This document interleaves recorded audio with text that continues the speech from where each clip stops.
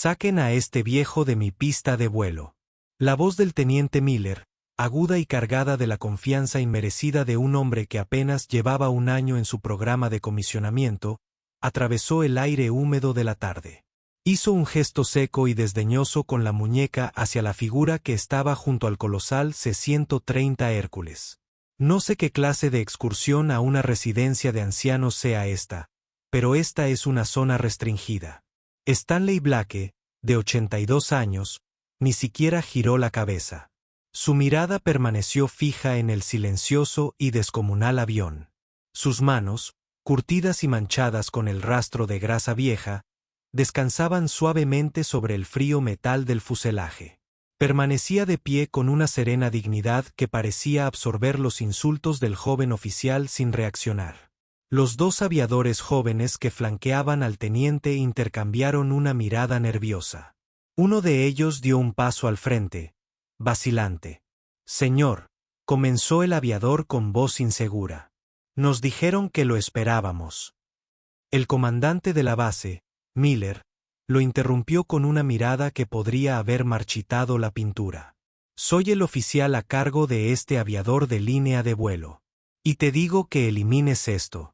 Escupió la última palabra como si fuera un epíteto. Se acercó un paso más a Stanley, con su propio reflejo mirándolo desde sus gafas de sol de veterano. «¿Me oyes siquiera, viejo? ¿O dejaste tu audífono con tu andador?» El sol caía a plomo sobre la pista, el calor se elevaba en oleadas brillantes. Durante 3 días, el indicativo de llamada C-130 Goliath 7 había estado inactivo en la línea de vuelo. Era más que una molestia. Era una crisis. El avión estaba programado para una misión crítica de reabastecimiento a una base de operaciones avanzada, una misión que no podía cancelarse ni posponerse. Se habían realizado todos los diagnósticos. Todos los equipos de técnicos altamente capacitados, de 20 y tantos años, habían invadido sus motores y aviónica, y todos habían regresado con el mismo encogimiento de hombros derrotado. El avión estaba inactivo. El informe oficial mencionaba una falla catastrófica no identificable en el bus eléctrico principal.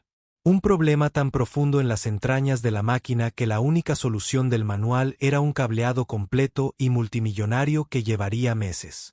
La frustración se había convertido en una tensión densa y palpable que se cernía sobre el hangar de mantenimiento. El teniente Miller, sintiendo la inmensa presión del mando de la base, se había convertido en un tirano, gritando a sus tripulaciones y exigiendo respuestas que simplemente no tenían. La llegada de este anciano tranquilo, vestido con vaqueros desgastados y una chaqueta descolorida, había sido la chispa final para su ira. El comandante de la base lo había llamado personalmente, pasando por alto su autoridad con una orden seca e innegociable. «Viene un especialista. Denle lo que necesite». Miller esperaba un ingeniero de alto nivel de Lockheed Martin, un pez gordo de la empresa con un maletín lleno de esquemas. En cambio, recibió esto, una reliquia que parecía haber llegado del puesto local de veteranos de guerra. «Le hice una pregunta», insistió Miller, alzando la voz. Ahora estaba de pie justo frente a Stanley, impidiéndole ver la aeronave. «Necesito ver alguna identificación. Credenciales de acceso a la base. Algo o mis hombres lo escoltaron fuera de aquí». Giró la cabeza lenta y deliberadamente. Miró al joven oficial, con la mirada tranquila, evaluando tras los cristales oscuros de sus gafas. No parecía enfadado, ni intimidado, ni siquiera molesto. Simplemente parecía paciente, como si esperara a que pasara una pequeña y predecible tormenta. Metió la mano en el bolsillo interior de su chaqueta y sacó una gastada cartera de cuero. Con movimientos pausados, extrajo una sencilla tarjeta plastificada. No era una identificación militar. Era una licencia de conducir. Miller se la arrebató de la mano. Stanley Blake, leyó en voz alta, con un tono cargado de sarcasmo. «Bueno, Stanley Blake, esto no te da acceso a una línea de vuelo de la Fuerza Aérea de los Estados Unidos. Esto no te da derecho ni siquiera a respirar en mi avión». Levantó la identificación entre el pulgar y el índice como si fuera una basura. No estoy seguro de a qué está jugando el comandante de la base, pero se acabó. Eres un riesgo para la seguridad.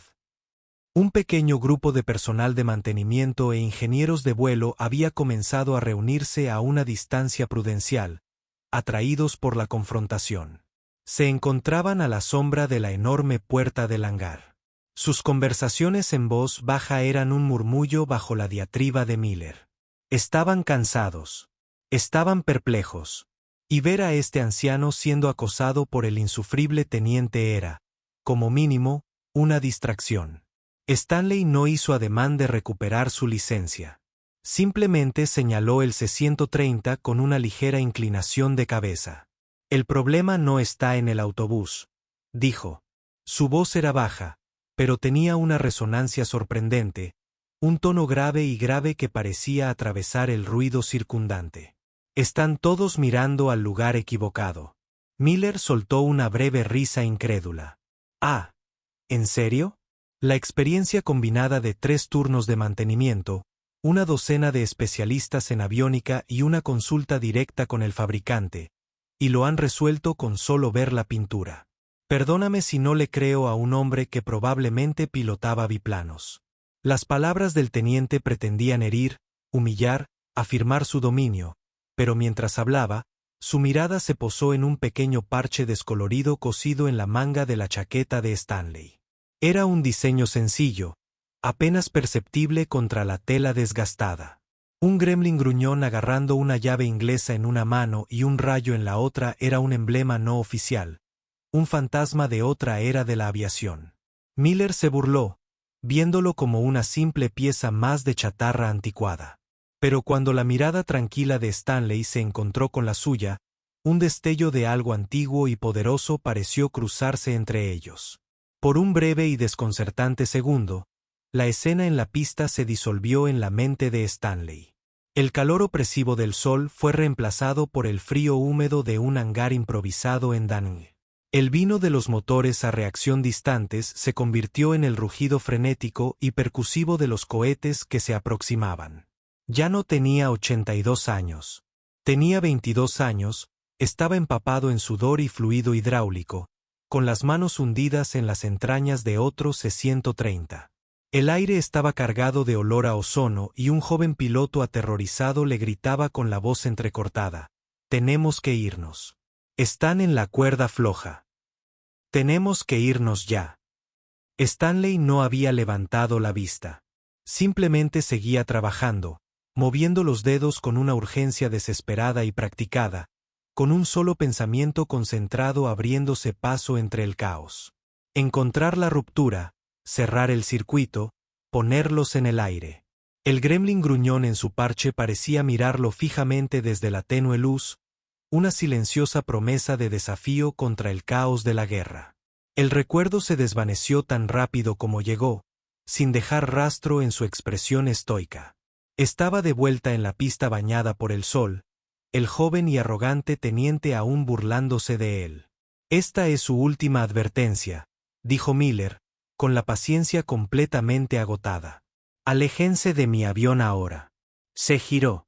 «Les doy una orden directa. Escoltan al señor Blake hasta la puerta principal». Los dos jóvenes se miraron, luego al anciano, luego de nuevo a su superior. Estaban atrapados entre la autoridad inquebrantable de su oficial y una extraña e inexplicable sensación de estar en el lado equivocado de esta confrontación. Al dar un paso adelante a regañadientes, una nueva voz cortante y autoritaria atravesó la tensión. «Teniente Miller, retírese». La voz pertenecía al sargento mayor Frank Riley, un hombre que había olvidado más sobre mantenimiento de aeronaves de lo que Miller jamás aprendería. Caminaba a paso ligero desde el hangar, con el rostro sombrío e indescifrable. Riley era un veterano, un hombre que había pasado 30 años con las manos cubiertas de grasa, manteniendo a los pájaros en el aire. Inspiraba un respeto por parte de las tripulaciones alistadas con el que oficiales como Miller solo podían soñar. Cuando Riley hablaba, la gente escuchaba. Había estado observando todo el intercambio desde su oficina con vistas a la pista de vuelo. Al principio, la llegada del viejo civil le había desconcertado tanto como a los demás. Pero luego vio el parche, el duende con la llave inglesa. No había visto uno en persona en más de 40 años. No desde que era un joven aviador recién salido de la escuela técnica, escuchando las historias legendarias, casi míticas, contadas por los veteranos de Vietnam. Historias sobre un genio del mantenimiento, un fantasma que podía caminar sobre una pista de vuelo, escuchar un motor durante unos segundos y diagnosticar un problema que había dejado perplejo a todo el equipo. Un hombre al que llamaban el Gremlin. Dijeron que podía arreglarlo todo. En cuanto Miller amenazó con expulsar a Stanley, Riley contestó el teléfono. No llamó a seguridad de la base. Llamó a la línea directa del comandante. Fue una infracción del protocolo, una acción que podría haberle acarreado una severa reprimenda, pero no le importó. Señor, dijo Riley en voz baja y urgente. Sargento Mayor Riley, aquí conoce al especialista que envió para Goliath 7. Hubo una pausa al otro lado de la línea. Sí, Sargento Mayor. ¿Hay algún problema?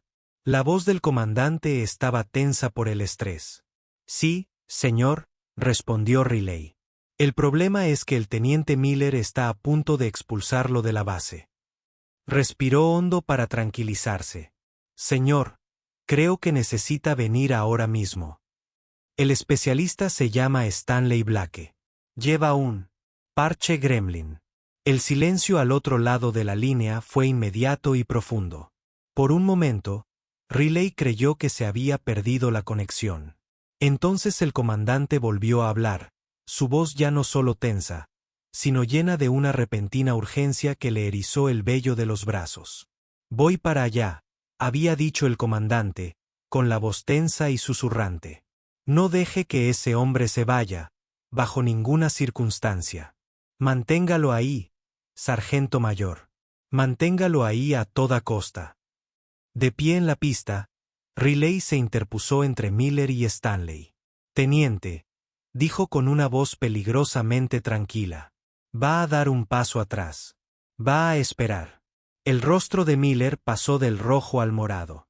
La audacia de un soldado raso contradiciendo su orden delante de su propia tripulación era impensable. Sargento mayor, se está pasando de la raya.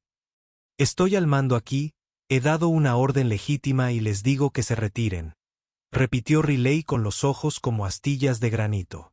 No alzó la voz. No tenía por qué hacerlo. El peso de sus 30 años de servicio estaba detrás de cada palabra. Le dio la espalda al teniente furioso y encaró a Stanley. Su actitud pasó de la confrontación a una de profundo respeto, casi reverencial. Blake, dijo Riley, con voz ahora tranquila y diferenciada. Soy el sargento mayor Riley. Stanley simplemente asintió, con la atención ya vuelta al silencioso C-30. El enfrentamiento había terminado, pero la verdadera tormenta estaba a punto de llegar. Dentro del edificio de mando de la base, el general de brigada Wayase colgó el teléfono de golpe, con una expresión de atónita incredulidad en el rostro.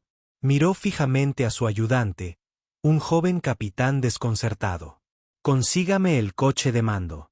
Ahora, señor, preguntó el capitán, sorprendido por la repentina intensidad del general. Ya me ha oído, capitán. Muévase.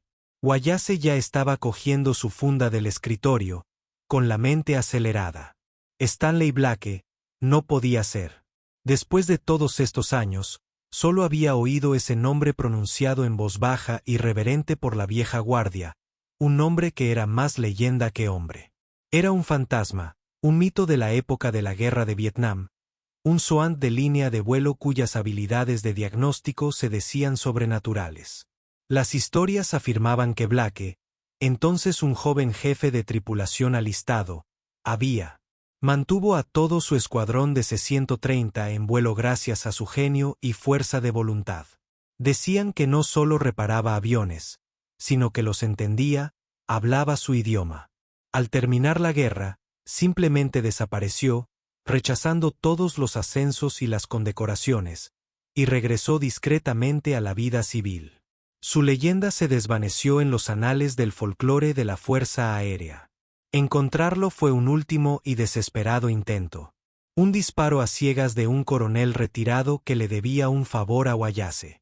Wallace nunca creyó realmente que el anciano apareciera, y mucho menos que fuera el mismísimo duende. La idea de que un teniente subalterno estuviera en ese preciso momento faltándole el respeto a una leyenda viviente del mantenimiento de la Fuerza Aérea le provocó una punzada de pánico puro y duro. De vuelta en la pista de vuelo, Miller estaba furioso. Un suboficial lo había menoscabado públicamente, y estaba decidido a reafirmar su autoridad. La llegada del sargento mayor solo había retrasado lo inevitable. Este anciano era un lastre, y Miller iba a tener. Lo destituyeron, incluso si eso significaba acusar a Riley de insubordinación. Sacó su radio, con el pulgar sobre el botón para llamar a las fuerzas de seguridad. «Sargento mayor, le ordeno. Que se haga a un lado», dijo Miller con la voz temblorosa de rabia. «Este hombre es un intruso civil en una línea de vuelo militar restringida. Es una amenaza para la seguridad, y voy a hacer que lo arresten. Esta es su última oportunidad de cumplir». Riley ni siquiera se inmutó. Simplemente se mantuvo firme, un guardián silencioso entre el pasado y el arrogante presente. Fue en ese momento que el distante pero inconfundible sonido de las sirenas comenzó a crecer. No era la sirena de un solo vehículo de seguridad, sino un coro de ellas acompañado por el profundo rugido de motores pesados. Todas las cabezas en la fila de vuelo se volvieron hacia la puerta principal. Una procesión de vehículos se dirigía a toda velocidad hacia ellos, con las luces destellando. A la cabeza del convoy estaba el elegante coche de mando negro del comandante de la base, seguido de 2 camiones de las fuerzas de seguridad y una furgoneta de mantenimiento azul, todos moviéndose con la máxima prioridad. El convoy se detuvo en seco a pocos metros del C-30. Las puertas se abrieron de golpe antes de que los vehículos se asentaran. El general de brigada Wallace salió del coche de mando, con el rostro de una severa determinación. No caminaba, prácticamente corría. El personal de seguridad se desplegó, creando un perímetro, con movimientos precisos y profesionales. Miller se quedó boquiabierto. Laxitud. Nunca había visto al comandante de la base actuar tan rápido, y mucho menos responder en persona a un problema de la línea de vuelo. Se puso firme de golpe, con 1000 pensamientos frenéticos rondándole la mente. ¿Había habido una amenaza, una brecha de seguridad? Se apresuró a idear una forma de darle la vuelta a la situación para que pareciera que había tenido el control desde el principio. Pero el general Wallace ni siquiera lo miró. Sus ojos estaban fijos en una sola persona, Stanley Blake. Marchó directamente hacia el anciano. Sus botas pulidas crujían sobre la grava suelta de la pista. Toda la línea de vuelo contuvo la respiración. El general se detuvo a un paso de Stanley, con su figura de 1,90 metros de altura, imponente sobre el hombre mayor y más pequeño. Entonces, en un movimiento que provocó una oleada de incredulidad en la multitud reunida, el general de brigada Wallace, un hombre que comandaba miles de efectivos y miles de millones de dólares en activos militares, se irguió en toda su altura, se llevó la mano a la frente en un saludo perfecto y preciso, y la mantuvo allí. «Señor Blake», dijo el general Wallace, con la voz impregnada de un profundo e inconfundible respeto que rayaba en la admiración. «Es un honor tenerlo en mi base, señor». Se giró lentamente hacia él, observando con calma al general, a las fuerzas de seguridad y al atónito público. Observó el seco saludo del general, y tras un instante, hizo un simple, casi imperceptible gesto de asentimiento. El silencio que siguió fue absoluto.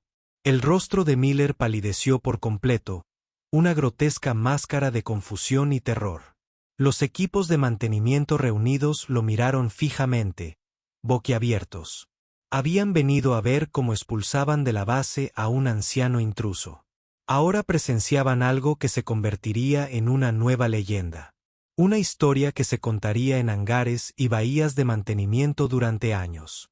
El general Wayase finalmente bajó la mano, pero mantuvo la mirada fija en Stanley.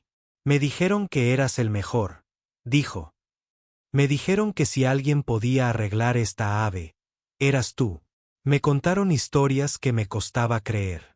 Hizo una pausa y señaló la silenciosa aeronave. No te hicieron justicia. Entonces giró la cabeza. Su mirada finalmente se posó en el teniente Miller. La mirada en los ojos del general ya no era respetuosa ni extraña. Era una furia glacial, una rabia fría y controlada que hacía que el aire caliente de la tarde se sintiera como hielo. Teniente, dijo el general, bajando la voz a un gruñido bajo y peligroso. ¿Qué estaba pasando exactamente aquí cuando llegué? Miller abrió y cerró la boca, pero no emitió ningún sonido.